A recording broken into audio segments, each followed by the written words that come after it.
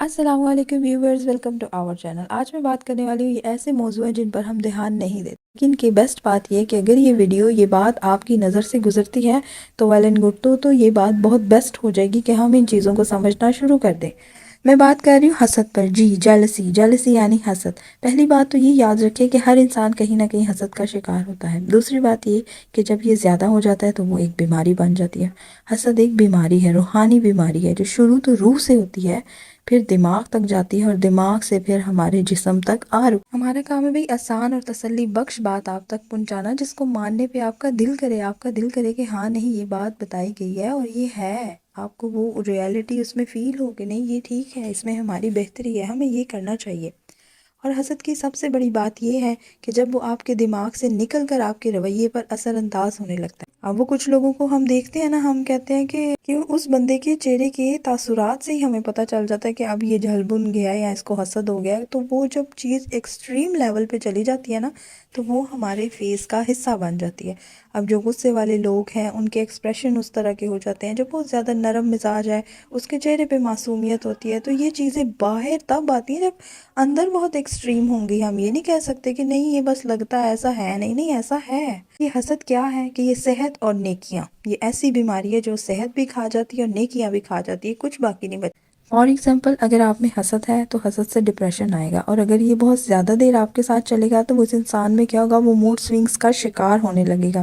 خواہ پتہ ہی نہیں ہے خود کہاں ہے، دماغ کہاں ہے، یہ سب نہیں پتا، لیکن سامنے والے کے ساتھ وہ چڑچڑا ہے، وہ بدتمیز ہو گیا ہے، وہ مس بہیو کر رہا ہے، یہ ساری چیزیں اس میں شو ہونا شروع ہو جاتی۔ اب اگر ہم میڈیکلی اس بارے میں آپ کو بتاؤں، حسد کی وجہ سے انہیں بلڈ پریشر کا وہ شکار ہو جاتے ہیں، کیونکہ جب آپ کسی چیز کو سپریس کریں گے نا، وہ انسان برا نہیں ہے، وہ خود اس طرح نہیں ہے، وہ برا نہیں ہے، لیکن جب وہ اس چیز کو دبا رہا ہے نا، تو وہ اس کے اوپر ظاہر ہونا شروع ہو جائیں گے، اس میں چڑچڑاپن آئے گا، اس میں بلڈ پریشر آئے گا۔ اب دیکھیں نا، اگر آپ کو کسی پہ غصہ ہے نا، آپ نے اسے کچھ مارنا ہے، تو اگر آپ کے سامنے کوئلہ ہے، آپ کہتے ہیں میں یہ پکڑ کے اس کو ماروں، تو سب سے پہلے آپ اسے پکڑیں گے، کیا ہوگا، آپ کا ہاتھ جل جائے گا، آپ کی ذات کو تکلیف ہوئی ہے، سب سے پہلے خود کو تکلیف ہوئی ہے۔ تو حسد سیم یہی چیز ہے کہ اس سے سب سے پہلے اور ہمیشہ آپ اپنی ذات کو تکلیف دیتے ہیں۔ اور پھر یہ وہ چیزیں ہیں، کسی کے بارے میں حسد کرنا، اس کی کامیابی سے جلنا، اور اس کے اوپر کہ یہ میں ہوں، میں کیوں نہیں ہوں، یہ وہ چیزیں ہیں جن کا بوجھ آپ کئی سالوں تک غیر ضروری بوجھ اٹھائے پھرتے ہیں اپنی ذات کے اوپر۔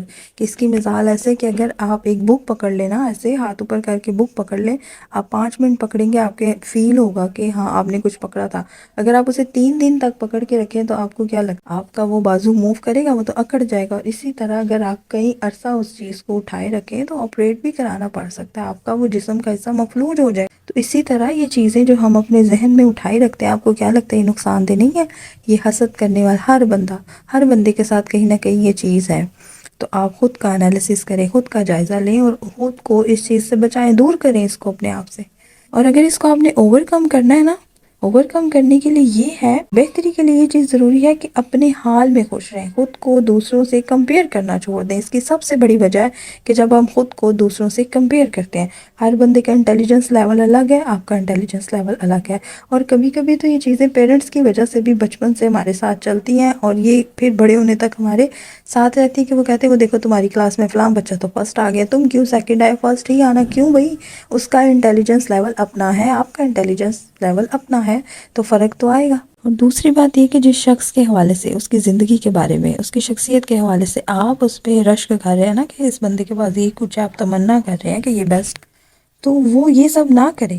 Recognise your talent and your unique personality. آپ اپنی شخصیت دیکھیں، اپنا ٹیلنٹ دیکھیں کہ آپ میں کیا چیزیں ہیں، آپ کیا بیسٹ کر سکتے ہیں۔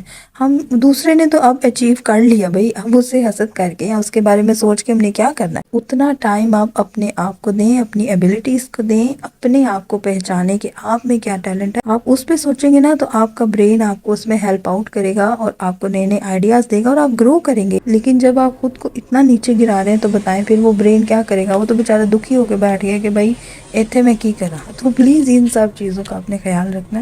تو سیریسلی اس کا حل یہی ہے کہ آپ خود کو پہچانیں۔ آپ دوسروں کے بارے میں سوچتے ہیں، ان کے بارے میں بہت زیادہ سوچنے سے بجائے اپنے بارے میں سوچیں، اپنی فکر کریں، اپنا خیال کریں، اپنے آنے والے کل کو سنواریں، خود کو اس قید سے چھڑائیں۔ اور میں آپ کو یقین کریں، لٹرلی میں آپ کو یہ بات بتا رہی ہوں کہ جب تک ہم خود ان چیزوں سے آزاد ہونا نہیں چاہیں گے نا، ہم ان سے کبھی بھی نہیں نکل پائیں گے۔ تو سب سے پہلے آپ اپنا ارادہ پکا کریں کہ آپ اس کو چھوڑنا چاہتے ہیں، تو ہمیں کسی تھراپسٹ کی یا ہمیں کسی کاؤنسلر کی ضرورت ہی نہیں پڑے گی. ہم گھر بیٹھے جو انسان، میں ہمیشہ ایک بات کہتی ہوں، آپ میری جتنی بھی ویڈیوز دیکھ لیں، میں ایک بات کہتی ہوں کہ جو فکر، جو کیئر انسان اپنی کر سکتا ہے، کوئی دوسرا اس کے لیے نہیں کر سکتا. کوئی کتنا بھی آپ کا سگا ہے، جو پرواہ آپ اپنی کریں گے کوئی آپ کی کرے گا. اب آپ کہیں جا رہے ہیں، چل رہے ہیں، آپ کے آگے کوئی جیسے آگ آ جاتی ہے، کوئی کنواں آ جاتا ہے، آپ کے ایک دم سے آپ کے قدم رکیں گے، آپ کا دماغ، آپ کا دل، آپ کا پورا جسم آپ کو روک دے گا کہ بھئی اس میں نہیں گرنا.